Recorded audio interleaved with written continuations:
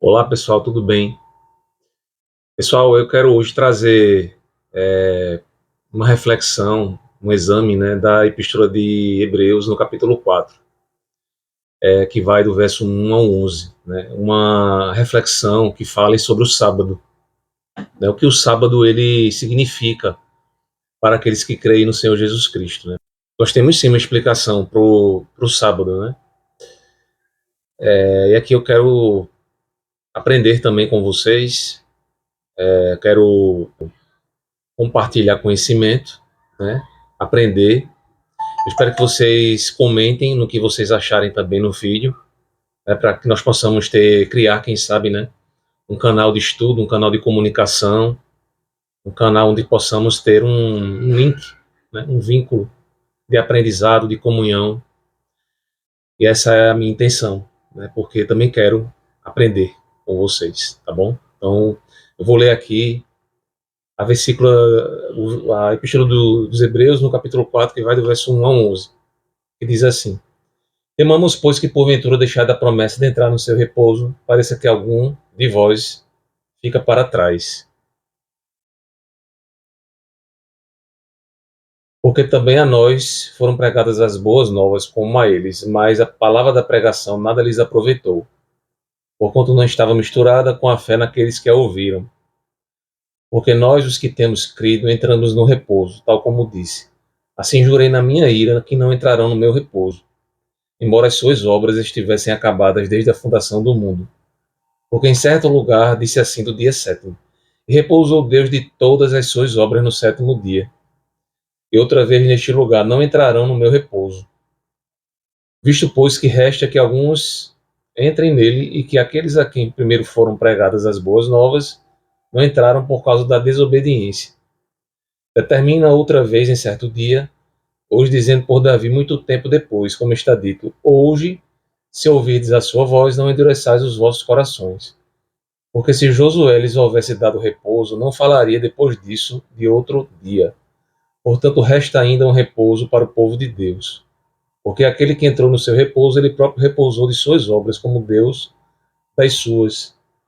Procuremos, pois, entrar naquele repouso para que ninguém caia no mesmo exemplo de desobediência. E aqui eu vou dar uma pausa, gente, para começar a fazer alguns comentários. Pois é, pessoal, se nós pararmos para pensar, o verso 3, por exemplo, ele diz assim, ó: porque nós, os que temos crido, entramos no repouso. Esse repouso que a palavra fala é o próprio Jesus Cristo. Ele vai dizer assim, tal como disse. É como se ele, gente, dissesse assim, tal é a consequência disso, né? Porque mais à frente ele vai dizer assim: assim jurei na minha ira que não entrarão no meu repouso. É justamente a consequência de não crer nesse fato, né? O próprio Salmo 95 é ele que é, no caso, aqui nessa passagem, citado. Né? Essa parte, assim, jurei na minha ira que não entrarão no meu repouso. Isso é o Salmo 95, o Salmo de Davi. E mais à frente ele vai dizer assim: assim jurei na minha ira, né, que não entrarão no meu repouso, embora as suas obras estivessem acabadas desde a fundação do mundo. Se nós não tomarmos cuidado, pessoal, essa parte nós vamos ler como se fossem as nossas obras, né? Porque aí nós não vamos entender. Quando ele fala, embora as suas obras são as obras de Deus, né? É a obra da criação. E o que confirma o que eu estou falando aqui é que o verso 4 diz assim: porque em certo lugar disse assim do dia sétimo. E aqui a gente sabe que é um dia após Deus ter terminado a sua obra, né, da criação. E repousou Deus de todas as suas obras no sétimo dia.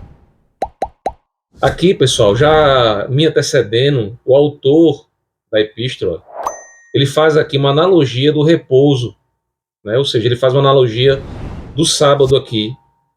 Essa analogia, ela aponta para Cristo, né? O verso 5 diz assim: e outra vez neste lugar, lógico, quando ele fala neste lugar, é hoje, é o presente. Mesmo hoje, o autor ainda fala, né? Ou seja, o Salmo 95 até hoje, ele é falado, ele é citado, né, e a gente sabe nas igrejas, né, justamente porque vale para os dias de hoje, né? Então, como eu falei, a analogia é para Cristo. O sábado ele apontava para a figura de Cristo, né? E no verso 5, né, voltando aqui ao verso 5, diz assim: não entrarão no meu repouso. Ou seja, se não crermos no Filho, né, se não crermos em Cristo. E o verso 6 diz assim: visto, pois, que resta que alguns entrem nele, né, e que aqueles a quem primeiro foram pregadas as boas novas não entrarão por causa da desobediência. Aqui, gente, é a incredulidade.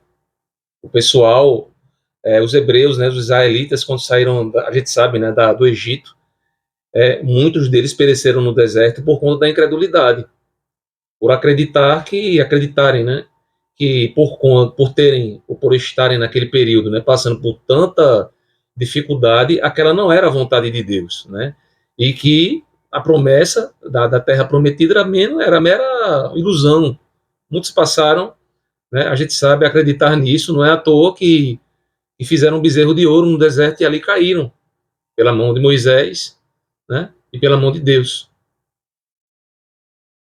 O verso 7 diz assim: determina outra vez um certo dia hoje, dizendo por Davi, muito tempo depois, como está dito, hoje, se ouvirdes a sua voz, não endureçais os vossos corações. Porque se Josué lhes houvesse dado repouso, não falaria depois disso de outro dia, né?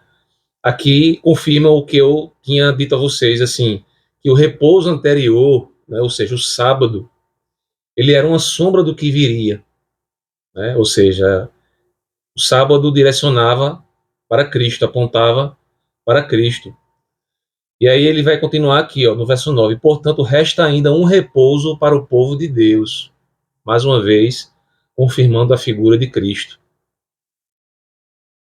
Lá o verso 10: porque aquele que entrou no seu repouso, ou seja, Jesus, né, ele próprio repousou de suas obras, ou seja, da obediência que a gente tinha, né, da lei, né, ou seja, naquele período dos hebreus, né, a lei mosaica, né, a obediência à lei, em todos os sentidos, né, para que houvesse ali a aceitação, né, a entrada no reino de Deus. Né. E aqui ele diz, né, ele próprio repousou das suas obras, ou seja, a obediência da lei, como eu disse, como Deus das suas. Mais uma vez aqui ele repete a analogia, né, do trabalho da criação do mundo, né. Então, assim, Cristo, depois de realizar o sacrifício, Jesus descansou da obra da expiação.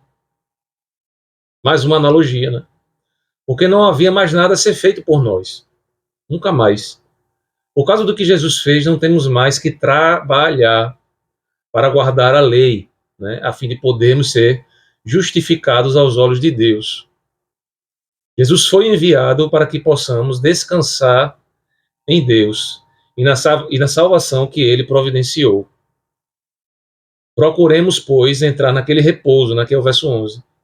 Jesus é a porta, né, para que ninguém caia no mesmo exemplo de desobediência. Né.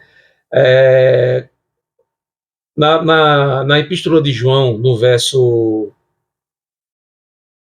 9, Jesus aqui vai dizer que ele é a porta, né? E que aqueles que atravessassem essa porta, né, alcançariam pastagens, né? As pastagens, quando a Bíblia fala, é justamente o lugar do repouso, né? O lugar do gozo, o lugar da alegria, né? O lugar da segurança. Tudo isso aí faz essa alusão, né? À entrada, né? O sábado ele representava isso, né? Interessante que a palavra sabate no hebraico, gente, ela não tem apenas o sentido de descanso, mas a palavra sabate no hebraico ela tem a conotação de parada, né? Ou seja, depois que Deus fez a terra em 7 dias, em 6 dias ali, ele parou, né? Para quê? Ele parou para ver toda a sua obra da criação. né? E quando a palavra também diz que as obras estavam, embora suas obras, aqui voltando aqui o verso 3, que diz assim, embora as suas obras, as obras de Deus, estivessem acabadas desde a fundação do mundo.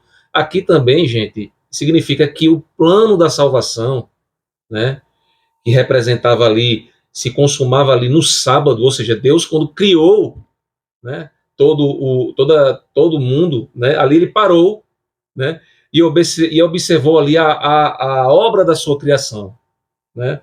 Por quê? Porque Deus parou? Porque o sábado ali, ele representava Cristo, ali Deus, ele repousou. Por que Deus repousou? Porque ali ele encontrou toda a sua alegria, porque ele sabia que ali ele é onisciente, né? Tudo que a gente sabe que vai acontecer, Deus já sabe que vai acontecer. Então ali era uma pré-figura de Cristo, né? Quando Deus preparou, né? Quando Deus planejou a nossa salvação desde a fundação do mundo, ali ele parou e olhou a seu filho, né? Ou olhou o que representava o sábado ali, olhou e contemplou, né, a consumação, a obra de Cristo naquele momento, né? Não é à toa que a palavra de Deus diz que Deus ali no sábado o santificou, o justificou, o separou, né, o consagrou, né? Então tudo isso a gente tem em Cristo, né? Quando nós cremos em Cristo, nós somos santificados, né? O outro elemento do descanso sabático, né? Cristo é o nosso, hoje é o nosso descanso sabático, né? Deus instituiu o sábado, né, como um prenúncio de nosso completo repouso em Cristo, né? Por quê? Porque a Bíblia diz que Deus abençoou, como eu disse, santificou e consagrou o sábado, né? Novamente vemos o símbolo de Cristo como o nosso descanso sabático, o perfeito, o santo Filho de Deus que santifica todos os que creem nele, né? Assim como Deus santificou o sábado, ele santificou a Cristo e enviou ao mundo para ser o nosso sacrifício pelo pecado. Nele encontramos descanso completo do trabalho, do nosso esforço próprio, porque só ele é santo e justo, né? O sábado foi ali o único dia que Deus santificou, o único dia que representa ou representava naquele período, né, a perfeita justiça, né? Por isso que nós não podíamos, né? Os hebreus naquele período, os israelitas não podiam fazer trabalho, porque ali representava a consumação de toda obra de justiça. Então a palavra diz, né, que é aquele que não conheceu o pecado, né, o fez pecado por nós, para que nele fôssemos feitos justiça de Deus. Porque agora o cessar do nosso trabalho espiritual, né, e o descanso é o que nós nesse momento devemos fazer, não apenas um dia por semana, mas para sempre. Eu quero também mostrar aqui mais um conceito do sábado, né? O Senhor Jesus ele disse lá em Mateus 12, do verso 8, que ele era Senhor do sábado. Como Deus é encarnado, Jesus decide o verdadeiro significado do sábado, porque ele criou, e é o nosso descanso sabático na carne, né? Quando os fariseus o criticaram por curar no sábado, ele lembrou-lhes de que não hesitaria em tirar uma ovelha da cova no sábado, porque veio para buscar e salvar as suas ovelhas. Então, gente, o próprio Jesus ali combatia, né, os fariseus, dizendo que ele era, inclusive, maior do que o sábado, né? E em algumas outras passagens ele dizia que era Senhor do sábado. Por quê? Porque em Cristo o sábado se prefigurou, né? E os israelitas, né, os fariseus não entendiam, né, os hebreus, né, não, os judeus, no caso, na época, não entendiam, não compreendiam isso, que em Cristo ali, Cristo passava a ser eu posso dizer assim, fazendo assim uma analogia, Cristo ali encarnou o sábado, né? Cristo ali mostrou, deixou patente, né, o sábado para os homens, né? Então, o sábado, né, a palavra diz assim, que o sábado foi feito por causa do homem. É a mesma coisa de dizer que Jesus foi enviado por causa do homem, né? Ali ele falava dele mesmo, gente.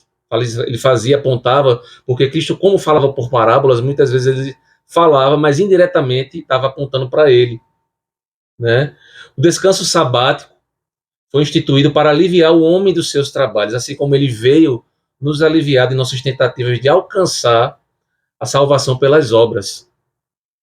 Já não mais descansamos por apenas um dia, né, como eu disse, mas para sempre deixamos de trabalhar para alcançar o favor de Deus.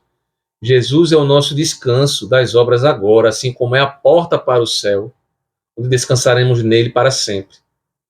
Né? Aquela porta que quando nós entramos, né, quando diz no Evangelho de João, no verso 9, que quando nós entramos, nós encontramos pastagens, ou seja, nós encontramos mantimento, nós encontramos contemplação, nós encontramos paz e descanso. Então, gente, eu quero aqui concluir, né, com vocês esse exame da passagem, né, de Hebreus, dizendo assim: não há nenhum outro descanso sabático, né, além de Jesus. Não há. Hoje não há mais. Né? Ele satisfez todos os requisitos da lei, gente. Né? Ou seja, Jesus foi o único que verdadeiramente trabalhou. Né? Jesus Cristo foi o único que cumpriu aquilo. Né? Jesus na criação, né, é interessante, pessoal, e aqui eu quero ver um insight na minha cabeça. A gente sabe que a Bíblia, né, diz que lá no Gênesis, nós façamos um homem à nossa imagem e semelhança. Né? E a Bíblia também diz que o próprio Jesus Cristo participou da criação de todas as coisas. Né? Então, gente, Cristo, quando encarnou, ele cumpriu aquilo que já tinha cumprido. É por isso que Deus diz que todas as obras foram concluídas. Né? Já estavam concluídas. Por quê? Porque foi o próprio Jesus que concluiu isso. Né? Ele apenas encarnou, ele apenas veio, né, cumprir aquilo que no trabalhar, como diz lá em Gênesis, né, nos 6 dias, foi concluído, né, e no 7º dia foi representado, né, pelo sábado, que analogicamente apontava para ele próprio, né, para Cristo. Então, ele é o plano de Deus, né, para que cessemos o trabalho de nossas próprias obras, né, como a palavra diz, de obras mortas, né, como está escrito em Hebreus 6, arrependimento de obras mortas, né.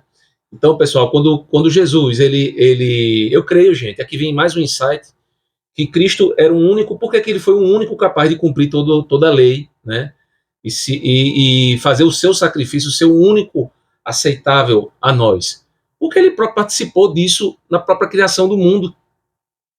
Né? Então, ele, sendo filho de Deus, né, tendo já consumado isso e tendo apenas escrito isso, posso usar essas palavras, né, há 2000 anos atrás, ele mesmo sabia como ia ser.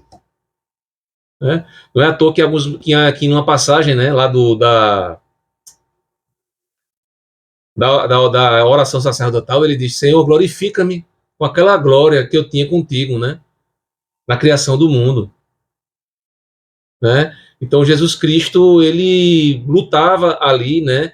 A gente sabe que ele até orou para que Deus passasse aquele cálice, mas ele próprio sabia que não podia, gente. Apesar dele ter pedido, ele sabia, né, que não podia desistir. Apesar dele ter dito: Senhor, se possível, afaste de mim esse cálice. Né? O nosso Senhor sabia, né, que ele não podia desistir, porque já estava escrito isso. Já estava consumada essa história. Né, que a palavra diz, a história de nosso descanso, né, a história da nossa redenção que havia, né, e que se concretizou, né, tornou-se perfeita nele. Né?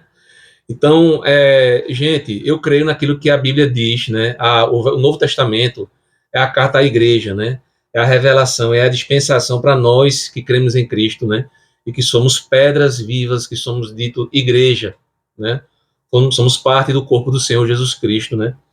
Então, o apóstolo Paulo, ele vaticina, né, ele confirma, né, que hoje não há mais essa obrigação, gente, porque o sábado era tão somente a sombra daquilo que haveria de se revelar, né, a sombra daquilo que haveria de se revelar, ou seja, Jesus, nosso Senhor e Salvador. Então, o apóstolo Paulo diz assim, ó: ninguém, pois, vos julgue por causa de comida e bebida, ou dia de festa, ou lua nova, ou sábados, porque tudo isso tem sido sombra das coisas que haviam de vir. Isso está escrito no livro de Colossenses, no capítulo 2, do verso 16 ao 17. Então, gente, quando nós nos chegamos à luz de Cristo, né? Ele próprio diz, eu sou a luz do mundo, né? O que é que fica para trás, gente? A sombra, né? Se a luz chegou no mundo, o que é que ficou para trás? A sombra, gente, né? Se a gente chegar ou colocar um objeto, né, num lugar que tenha sol, o que é que vai ficar atrás desse objeto? A sombra. Então, o sábado era uma sombra daquilo que haveria de ser revelado. Então, gente, eu quero deixar aqui essas palavras, né? Se essa palavra lhe iluminou de certa forma, né? Lhe trouxe entendimento, né? Acrescentou algo ao seu conhecimento bíblico, eu tenho, gente, eu vou dizer, eu vou estar muito feliz, porque eu vou ter a certeza de que eu estou cumprindo o meu pequenino papel, né? Que é falar abertamente e com toda a alegria da palavra de Deus, né? Que é a fonte da nossa vida, é a fonte da nossa salvação, é a nossa maior alegria, e é o nosso maior consolo, porque é a nossa maior promessa, né? De nós entrarmos futuramente pela porta, né? Pelo descanso que se consumou no nosso Salvador e Senhor Jesus Cristo. Um grande abraço.